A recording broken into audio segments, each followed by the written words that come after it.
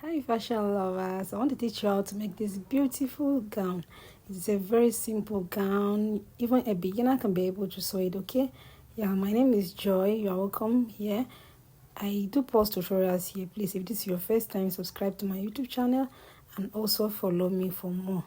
Thank you. So let's dive into it. As you can see, I'm trying to trim my selvage. That's the edge of the fabric because I'm cutting the fabric like straight. I do not turn it. I don't know if you understand what I mean, because the fabric is by 60 and the person length is not more than 60. So yeah, so now I'm trying to mark out my neckline, which I use 3.5 for my neck width. Now this is for the small neck you see at the up. I marked 3 inches down. I'm trying to join it to the neck width, okay? Yes, it depends on how you want it to be. If you want it to be more up, or if you want it, yes, to go down, then maybe you use 4 or 5, but I use 3 inches. That's for the round neck at the up before that small keyhole opening, okay? Yeah. So what I mark out here is the shoulder slope, okay? I mark out the shoulder slope by 1.5 inch.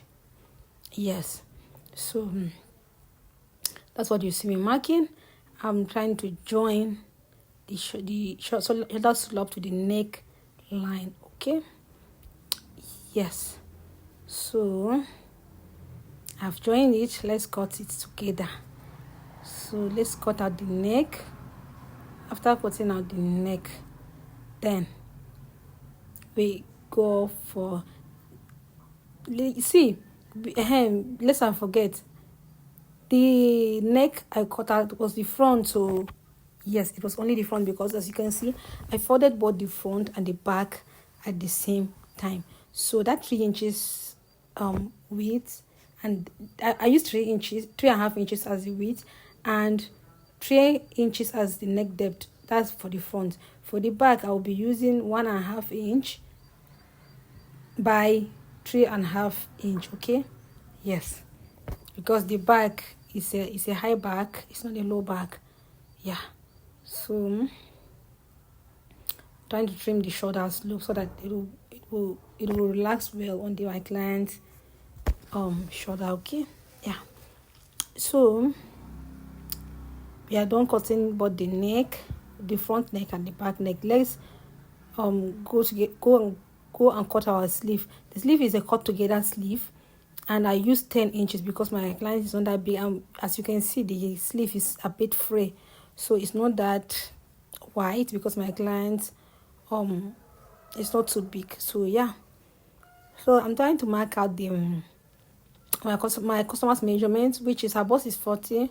Now 40 divided by 4 is 10, okay? So I add 4 inches, that's 44. If you divided it by 4, it will give you 11. So that's what I'm trying to mark out there. But I still added some inches because she said she wants it to be very, very free. So you can add 5 or 6 inches depending on how you want it, how fitted you want it to be, okay? Yeah, or how wide you want it to be. So I mark it all through the down. Yeah. So now I'm trying to mark out the pocket, because there's a cut together word pocket. So I use 1 inches down from my waistline. If your waistline is 16, then you go down by 1 inch, that's 17. Then you cut your pocket, okay? Yeah. So I'm sorry, the choking, not the show where I'm so sorry. I don't know. I'll make it out to you guys. Yeah.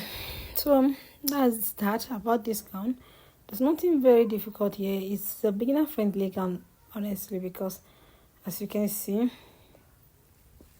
it's very, very, very, very, very, very simple. Like very simple, okay? Yeah. So let's cut it out.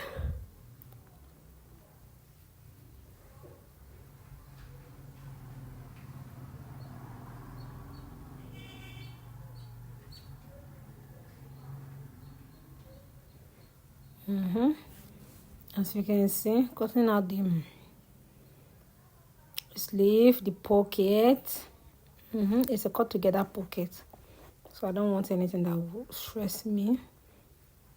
I don't want to be fixing a separate pocket. That's why I just cut a cut together pocket. And I have, from the length of my pocket where your hand will be entering, I use 7 inches, but after sewing it will be 6 inches. So, and if it is very very wide, your clients will not be comfortable putting their hand inside their pocket. So it is advisable at least other 6 to 6.5 highest, depending on the size of your client. Okay, yeah. So we are going to cut it to the down part, as you can see. So yeah, it's a very very simple gown, very very simple. If I said simple, over simple, they will read this gown. It's a very very simple gown, as you can see. Even if you are a beginner friendly, you can try it. It's a very very good. It's like, if you see, it's a very very simple and classic gown. Let me just put it like that. Okay, yeah. So I'm trimming out our pockets, as you can see. We are done. Okay, so let's cut the keyhole neck at the down. Abby, that's more opening at the down. Let's cut it now, because I did not cut it the time I cut that subolawa. So I use 3 inches downward from my neckline. Okay, yes, I use 3 inches downward from my neckline for the. I use 3 inches downward for the neckline. Okay, so I've already cut it out, as you can see. So I'm trying to show you how to cut your interface. I'm sorry, I thought the camera was recording, not knowing that it not record anything. So I've already cut this thing interfacing that I will use to face the neck, but the front and the back. This is the front, as you can see. I've cut it out. This is the front neckline. So you're going to cut an extra pieces that you will use and interface. Okay, yes, because if you say you are going to use bias, it will be very very difficult for you. It will work on, but it's very very difficult. I prefer using facing, so that it will not give me a rough finishing. Yes, I want the finishing to be very very neat and clean. Okay, yeah. So that I'm trying to show you how I folded the fabric before I cut it out. So yeah, as you can see, that's how I now trim it. You can trim it by 2 inches, or that's the down part, or the down part of the facing. You can trim it to the length or width that you want. Yeah, so Taran, we are done with our gown. I'm trying to show you how I made it, and you see how beautiful and simple it is. I've not even ironed it yet. I said let me show you guys. Okay, this is the result. Bye bye.